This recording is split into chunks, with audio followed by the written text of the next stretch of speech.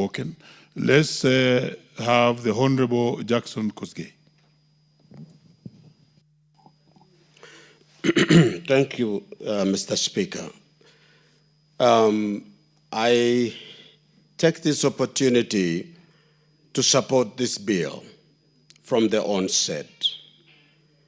By appreciating this bill, this August House is facilitating a tool that will enable a communication between the deaf and hearing individuals of our society.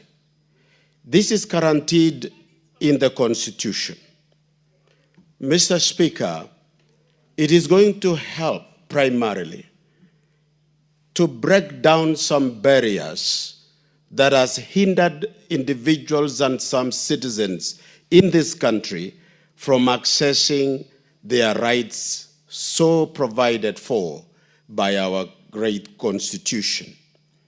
It will eliminate, Mr. Speaker, what is considered in administration for those who are working on the rights of the underprivileged, the issue of bureaucratic discrimination, where some people have been denied opportunities because those managing certain institutions considers these people as cumbersome in terms of their services to their own country. This particular bill will remove this barrier. And the second thing, Mr. Speaker, it is going to protect them against what is considered as a social isolation. It is so silent that we don't notice.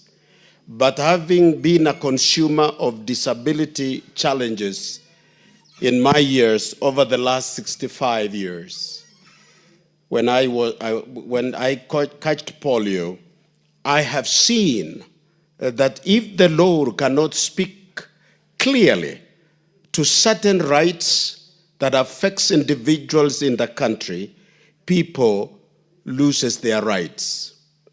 The final thing, Mr. Speaker, why I support this bill is because it gives individuals the right to tell their own story. One of the worst things in life is when people are divining you from the way they know you. It is until you tell your story that society will understand you and people will appreciate what you have and what you can contribute in society.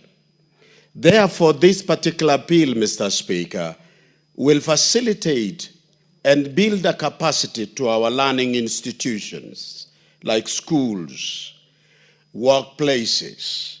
It will give capacities even in the public service. Mr. Speaker, I was interacting with an individual who could not explain himself in as far as his age, why he was retired earlier than 65 years, which is a policy in government for those people who are abled differently.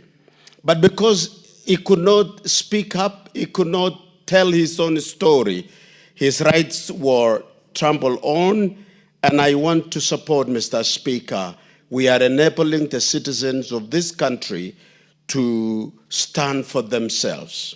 Finally, situations such as this is not limited to a certain people. When we pass this law, Mr. Speaker, we know of people who have lost hearing at later age. They have been vibrant in their lives, and they lost certain capacity to hear. But then all other functionaries of his body is working, and they're still productive. Let us give an environment where everyone, regardless of their hearing ability, can thrive, Mr. Speaker, be productive, can enjoy to live his life in this great country.